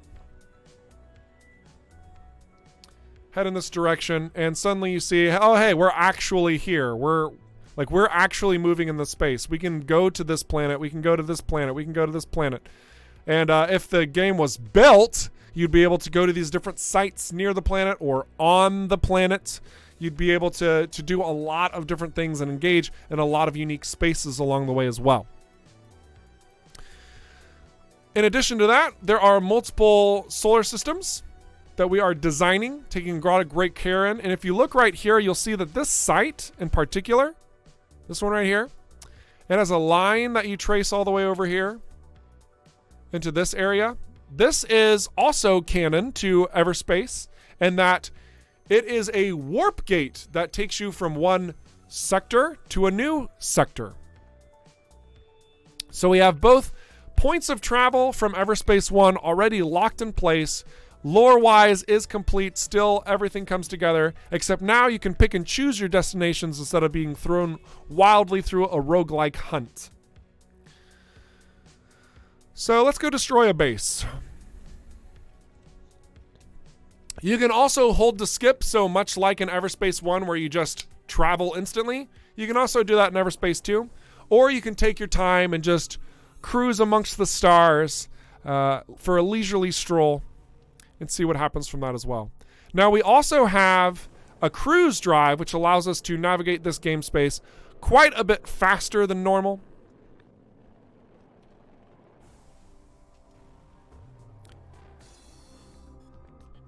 We have this little mission to find this evacuee in this escape pod. So we're actually going to grapple his escape pod and lug him over to this base.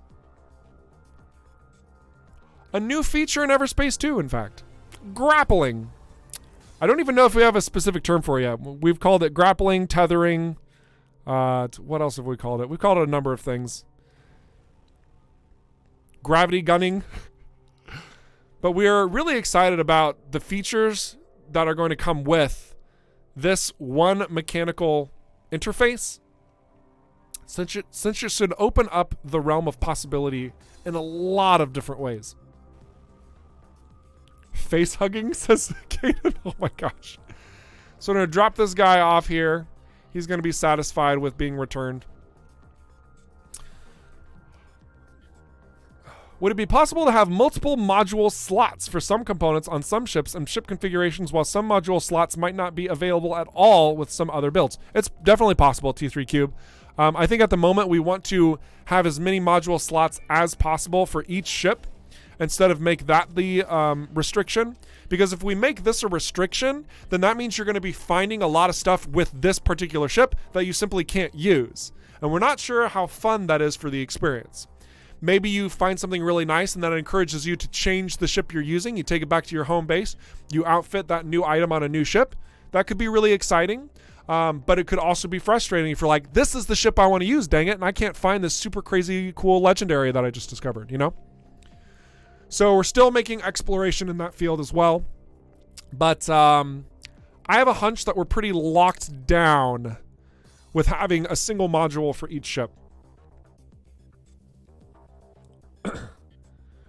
Robo Joe. Everspace 2 is sounding good indeed. Looking forward to it. I need to play the first game more too. Yes, you do. This is in fact a truth of life, the universe, and everything. You in fact need to play Everspace 1. Oh my gosh. By all means, you should dive in, see what it's like. And it's very much a different game than what we have here, even though there are a lot of, strong similarities too. But Everspace 1, definitely that skill-based curve that it provides is one that does give back the more you plug into it. So if you do have a bit of time and you want to see what Everspace 1 offers, I do encourage you to dive in. I do. If it's a game that, if you're looking for a game that's like, you can play in little chunks, it's very good about that. It's also a game that if you want to play like expansively and extendedly, it's a good game for that as well. So, yeah.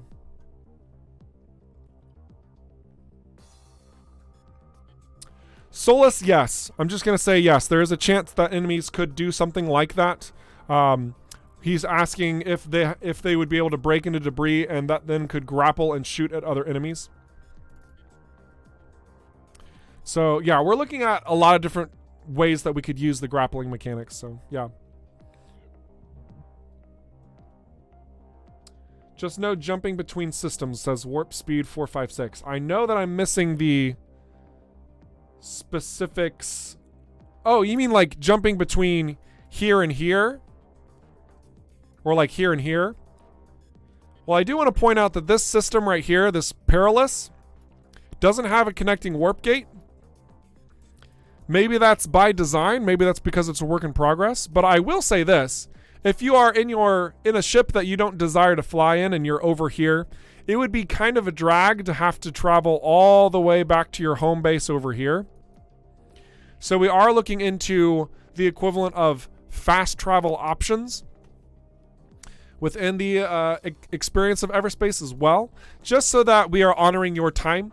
Some people like taking the intentional space to wait things out. We will absolutely have that. Much like you saw us warping before, you can control all this space, move around freely, or if you want to just get to where you're going, you can do that as well. So we're hoping to appease both audiences of action arcade spaceship shooting, want to get into it, get into the nitty gritty and the meatiness of the game, versus those that want more of a simulation experience and just kind of like casually chill, wait until they get to their destinations, go exploring, stuff like that.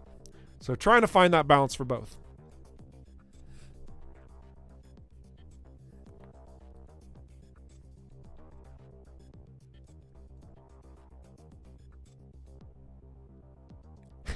Andre, I like your thinking about like shoot jam into the sensors like in Spaceballs. I think that's freaking hilarious.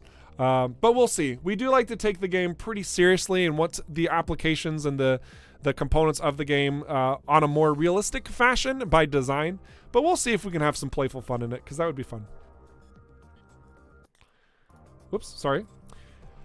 Given the lore, will there be some different death animations for characters like the Klingon ships collapsing into a singularity on death given their power source? I mean, it's also a possibility. Like, that's something that's really far out there. Like, death animations aren't exactly at the top of our list of to-do things. Like, we have solar systems to design. We want to get that nailed down first, the areas that you can go to, and then those pleasing aesthetical things like your death. We want to make it look cool as well. So like flying into a star, we definitely want to make sure that it feels like flying into a star versus burning up in an atmosphere versus smashing into an asteroid. We definitely hope to have a little bit of niceties pertaining to their style and their look. It's just not at the top of our list. All right, let's go destroy a base. We said that when we entered this place. Let's stick to it.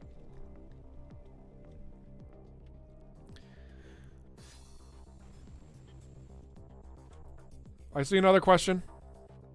Why don't we get a gunner ship that would be coming if we call it and it can be used as a base? I mean, a big ship that we can be used as a base like an Everspace that we could call in other space regions. That would be pretty dope, wouldn't it?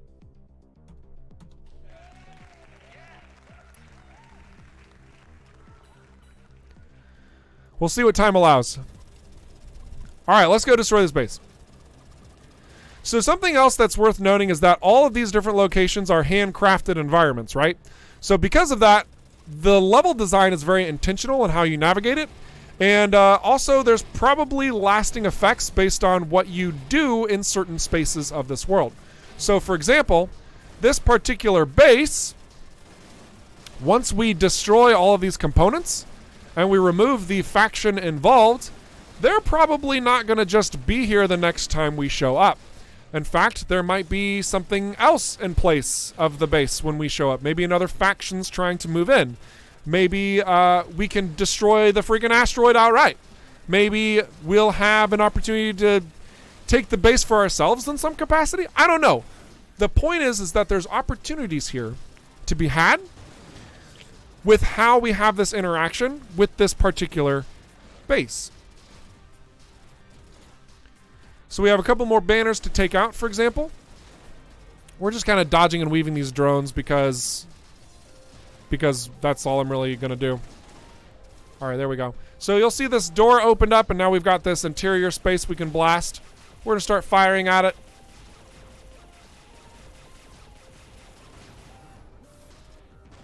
Boom. We got a lot of new goods. We're going to suck them all in. And we got the little boss man to deal with. A tiny boss, but a boss nonetheless. And once we take him out, we level up, we get his credits, and destroy his pod as well, just to seal the deal. So this base is effectively disabled. I'm not going to say it's destroyed because, I mean, there's still a lot here. Maybe there would be a means to fly into the interior of the base. That would be pretty dope, wouldn't it? Oh my gosh, wouldn't it be crazy if we could fly correctly too? That would be awesome. Don't worry, we'll buff out those scratches later. Then you also have different areas of bases that maybe are secretive, that can only be obtained by going certain routes. So we're going to just use the grapple mechanic to toss that little bit of debris out into space. We're going to pull this one out here as well. Come on. Pull it out here. Get out of here.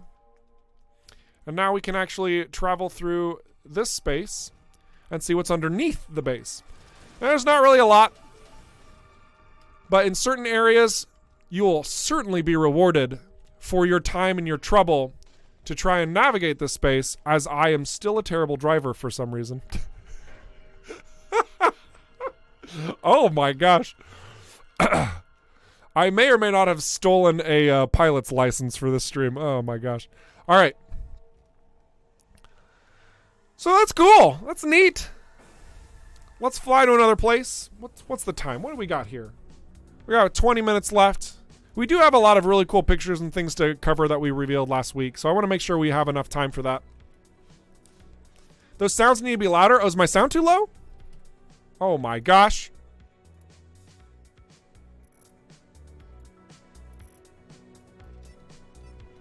That should be better, right? Super fast mode! Oh, whoops. We went too fast. There we go. All right.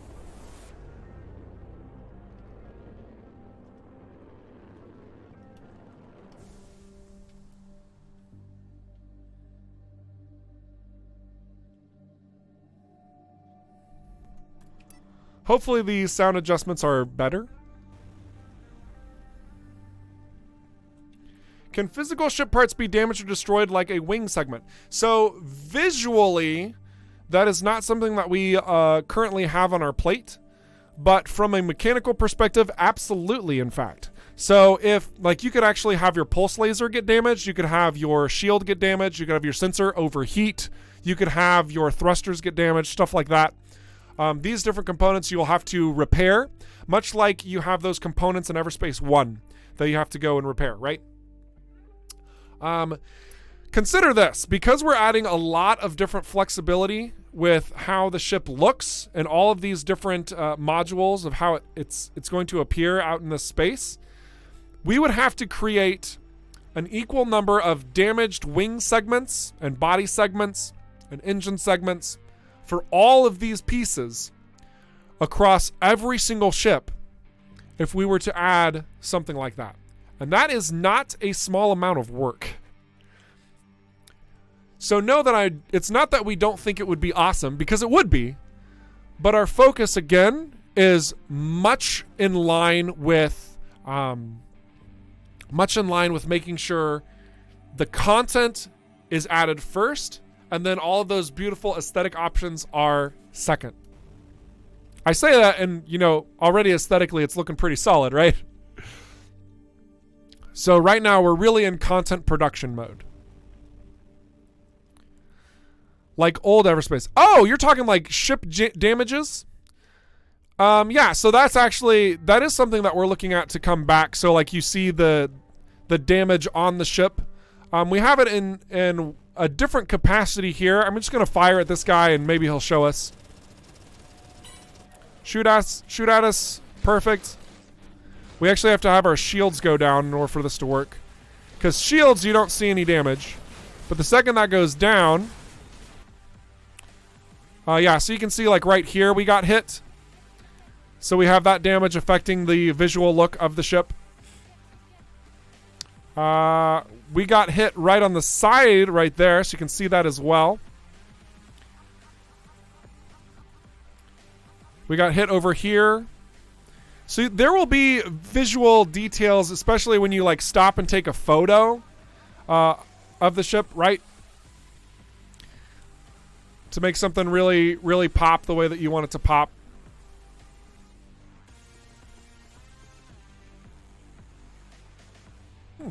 That's fun. But as far as having like a mesh that's changing, like Everspace 1 had, where it's like different a damage percentage and it shows you the different type of damage. I don't know actually if that's on our table of to-do list. I'm actually going to ask Michael. Michael, do you know if that's something that we're looking at? At the moment, I can't think on if that was something that's returning or not. Okay, so Hanselquack's diving in to answer that. Thank you. So he says the damage shader is not in the game yet. There's your response. It is not in the game yet. I also want to be clear, a yet doesn't necessarily guaranteed. Okay, I know that I just did like the applause sound, right? But yeah, like it doesn't mean guaranteed. It does mean, what it does mean is that it is on the table and it is something that we are considering, and we will be exploring what that looks like and how that can affect the game. So it's definitely something we will look into and explore. All right, let's go ahead and dock right here while everybody's trying to kill us. They're magically going to go away because this is a video game. Excellent. Soundboard needs to be louder still. Oh my gosh. The demands of the people. Let me see if I can adjust these components on the fly. Maybe.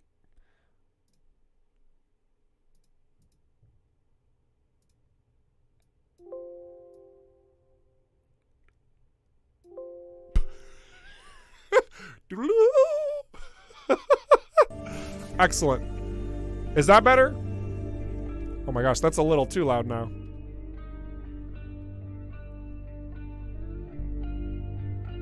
How's that?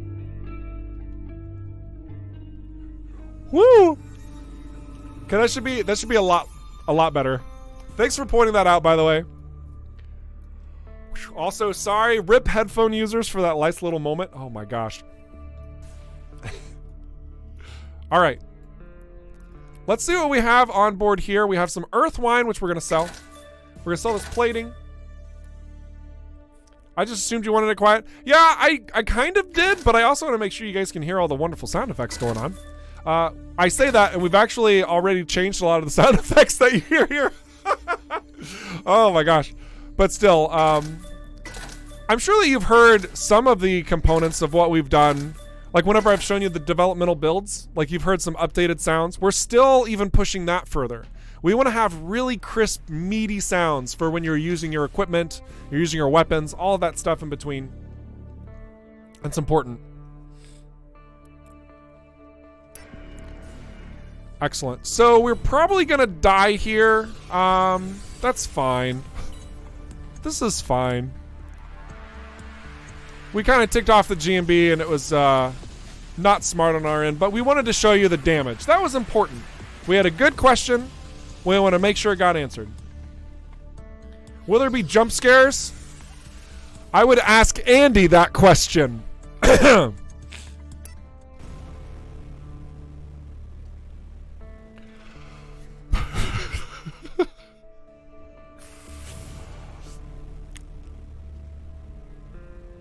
For those of you who are not aware, whenever we streamed on Halloween, one of the developers ended up including a little jump scare of a pumpkin whenever I was demonstrating the opening mission. And now my face for whenever I got surprised is located on the Discord. So if you'd like to go look at my scared face, by all means, go to the Discord, and I'm sure somebody will post it basically immediately. So let's talk about this guy and listen to that great music. So this is an outlaw destroyer, completely new ship in the realm of Everspace 2. And they've got a couple tools available to them, including turrets that actually will repair themselves upon taking too much damage. So he's going to go hide away.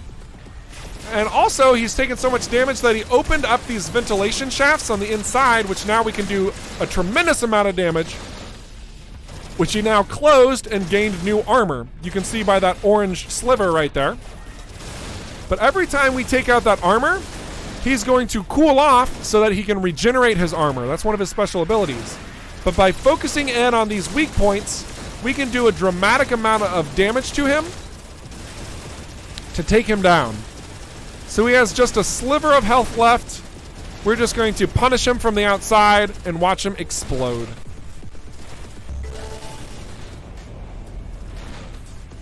Beautiful.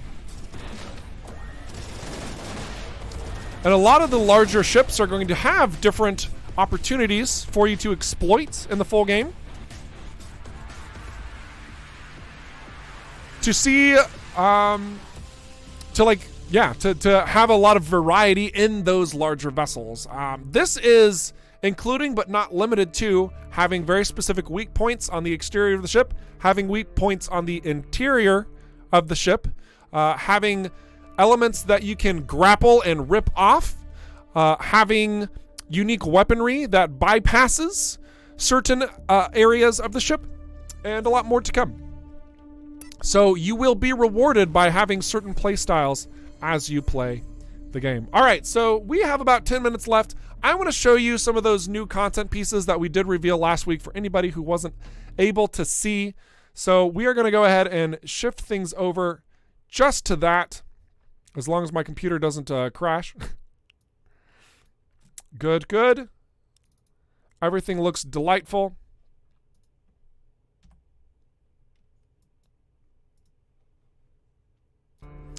So we're going to go ahead and close out of the game here.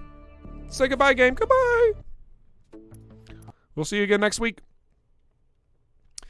And now we are going to, let's see, how do we do this? Aha! We have done it. Right over here, let's talk about some of the stuff that we showcased.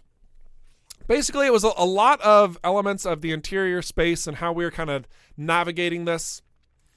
So all of this is the actual interior of the cockpit and how it's being modeled.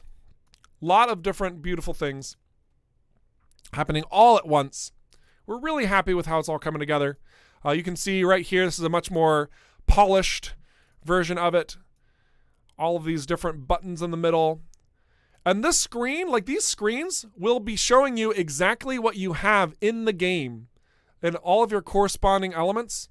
So that way, if you were to dive into the cockpit mode and then like turn off the HUD, you could actually function perfectly. Like that, it's not going to stop you from functioning, all right? So we're really happy with the results here. This is another angle with some color options. So you can kind of see, like this one's the standard white with a splash of red. With the black, of course. Then here we have straight orange. We have a straight red with a dark red sort of highlight here. There'll be a lot of different ways to customize your look, not just from a color standpoint either. These bars that you see going across here on the top, we're actually looking at different bar setups. So like you could have one that's more oval, you could have one that's more blocky, you could have one that's got like more bars going on. And this is going to be unique for each of the cockpit styles and designs, okay? This is not just for one type of ship. Like this is for all the different ships. They're each unique to that. We really want to put the customization options into your capable hands. So we're having a lot of fun with that. You can kind of see here a different maneuvering through the cockpit. Really happy with how it's coming. Now, we also wanted to talk a little bit about how the ships are coming along and seeing the polish and the detail work here. Like just looking at the underside of this ship, you can see like even the engines all the way up to the cockpit themselves. We got this, the cockpit has like this drop down area in the front. If you're looking out of the cockpit on the left side, you'd actually be able to see the wings from the cockpit, okay? You could actually see that. So here's a much better viewpoint of that. You could look out this side window and see your wings from the cockpit. Some people are like, well, can you see it or does the ship go invisible? It doesn't go invisible. It's all still there. You can actually see it. We're really happy with how this is coming together. So we're just going to kind of go through some of these looks. I'm going to highlight certain elements of the detail work, but you can also see that the cockpit designs, like how you see out, is also going to change a little bit depending on which one you get. So this one doesn't have a lot of availability on the left and right, a lot of front space, but you can't really look up too well either, right? This is going to be different in conjunction with something like this, which has a lot of open space above you, right? And that will affect how you're able to see out of the cockpit. So there could be, like, depending on the type of player you are and like what you want, like you could realistically stylize your ship to have the most like clarity of use. But maybe you can't get this cockpit back here though. It has to be out front. And maybe you want your cockpit to be in the back. So you're going to have to make an executive decision as to where you want your cockpit to be. Maybe the cockpit's all the way out in front here and it messes you up or something. I don't know, whatever. But like you have these varying cockpits of different positions and different visibility options throughout the game. So let's keep looking at some more of these ships. Oh yeah. More of a kind of a gold-ish sort of color, a dirty gold.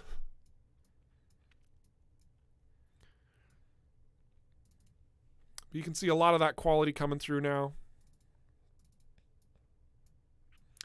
We had a lot to show last week. We're really happy with the results thus far. The polish for the ships, I mean, it's really getting there. I mean, look at this. Look at the colors here you see on the bars. You like the reflection of colors. It's all there. Making it nice and crisp. Your missile launcher. Missile is what I meant to say. Look at that cockpit. Nice and clear. Oh, that's probably my cockpit of choice right there. I've seen people say, wood panels, please. Mahogany. Oh my gosh, you guys are wonderful. I've come for the space ASMR. Shoo, GL, welcome to the stream. Wait, was that too loud? I don't know how to do ASMR, okay? Get off my back. All right, let's keep looking at ships because that's awesome. All right, look at this. We have, I love the detail work that Matthias has been plugging in here, and Alex. Both of those guys been rocking it hard. And I love the color palette here too. Just kind of my personal favorite. ASMR is just like that, but the other way around. So do I have to whisper? Is that what it's like? Oh gosh. Let's not make this a cringe stream, okay? Everyone get off. No, stop. Okay, we're done. Don't worry, everybody, it's done. All right, let's keep looking at these 6 ships, okay? That's the point of this stream. Oh my gosh.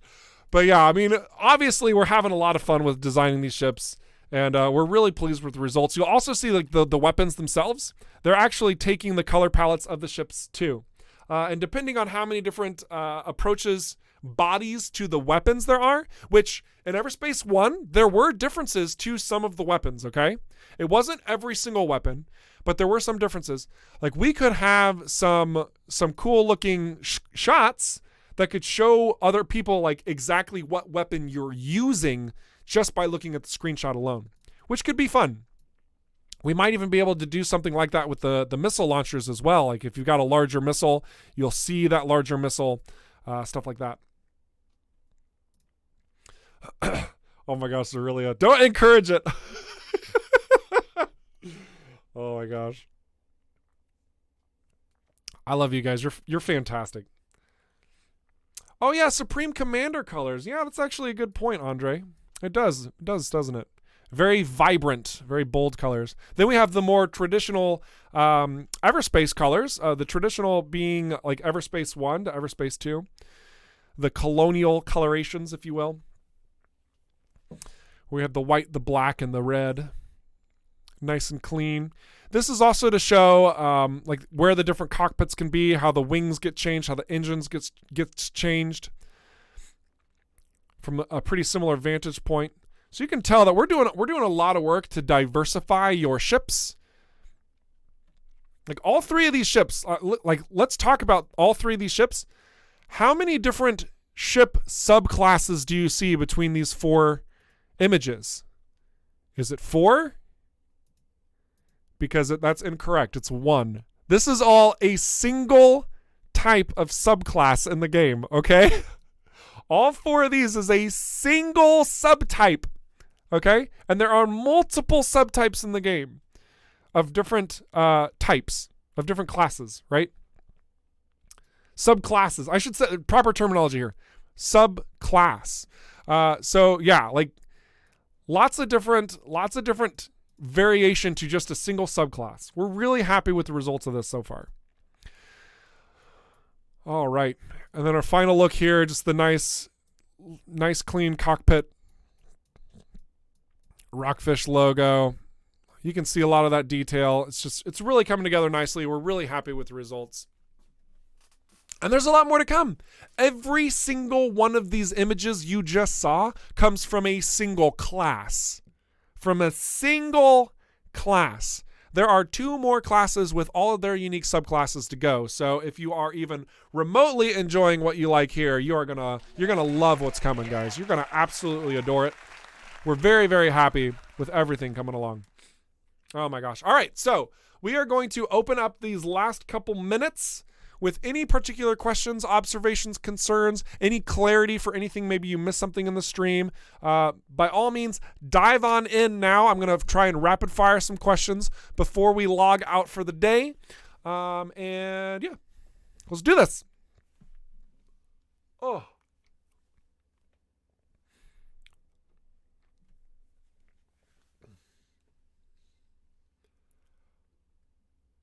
T3 Cube asks, will ships have animated characteristics? It looks like one of the ships could have moving wing segments. Okay, yeah, that's a good question. So I'm assuming that you're looking at stuff like, oh my gosh, let's just pretend like this little bit right up here, like all the way up here, maybe that little sliver of the ship could like move inside and outside, or like move up and down depending on like how you're turning and stuff. These are things that we could consider. That was weirdly worded. Let me say that again. These are things that we consider as a bonus, as opposed to something we're trying to make work right now. So it's possible that it could be in our future, but mostly we want to get these done, like the ship itself. Since we're making a lot of different ship models and designs across the full game experience, like these little flaps back there, for example, like that. Maybe that could be something that moves in the full game. Maybe it's something we're going to have to keep static, but we definitely are considering those options and how that could make some more organic forms to the mechanical nature of what you're presented with. Just a little bit of movement goes a long way, and we know that. So that's a good question. Cockpit glass tint. A wonderful question, in fact. That's also something that we have talked about. It would be a nice feature to have. It's not something that we have like at the front of development right now. But we saw that request a lot in Everspace 1, in fact. A lot of people were wanting to change their cockpit color. So within the style sets that are included in the DLC, you can actually do so from a selection. So when you choose those different 5, your cockpit color will actually change. The alpha skin is in fact a very popular one because the cockpit changes color to red. Pretty neat. So know that is on our list. If it's something we can make happen, we will. If it's not, well, our focus is on much larger, better things. So we'll see what happens. Same thing pertaining to the engine colors. As of right now, the booster is in red, and the cruise is in orange. So when you're just cruising forward, it's orange. But when you hit that booster button, the shift, you also see the blue. Maybe that'll change. Sorry, I said red. That's orange. Oh my gosh, I'm colorblind. Goodness gravy. Can we change the LED light colors? So there are a couple lights here, so you can see like right there, you see a little blue light. That's also something that we are thinking about. Again, it's one of those little details that if we can, we will, but it depends. It depends on a number of factors. But the important thing is we hear you. We think it would be cool too. It's possible. We'll see what we can do. All right. We'll see what we can do together.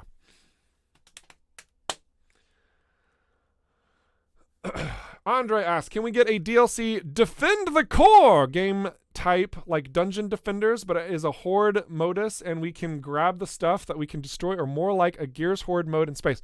So you would like us to create another game in our game as DLC? That's what I just read. I'm not going to say no, but that's a bold request, sir. We'll see what we can do. That is definitely... I mean, I know that we are looking at mission types where you have like a defend a ship sort of situation or defend a base situation. So maybe we could find a middle ground to make that happen, but fingers crossed, all right? That's adding a turret defense game into the game itself is... Whew. Geekbyte, welcome to the stream. And with that being said, see you later, everybody. We gotta go. Oh my gosh, seriously, funny, perfect timing there. But yeah, the stream has now ended. Thank you everybody so much for coming out to the stream. You guys have, you guys are so awesome. The energy that you bring to the table and the questions that you ask, seriously, you guys are the real rock stars. It's an absolute blast to be able to present this content to you and just talk about it. It's very pleasant. It's a lot of fun. So I also want to remind you all that if you are interested in the development process of Everspace 2 and everything that we're doing, highly encourage you to join the Discord. Follow us on the Twitter and also on Twitch as well as YouTube, all of the different locations and places to stay informed, to be awesome, to continue being awesome. And yeah, it's a really good time. We enjoy your company and all of the things that you bring to the table. Truly, it's fantastic. So, that's all I got. Thanks for being awesome. Thanks for having me on the show. It's my pleasure, truly. If any of you are last minute coming in, my name is Eric Schrader. I'm the community ambassador for Rockfish Games. We do these streams every Friday to cover Everspace in its entirety, to help answer questions, bring together the community. It's a pleasure. And now is the time I log off. So we'll catch you next stream, which will be next Friday at the same time. And I think that's all I got. So toodles.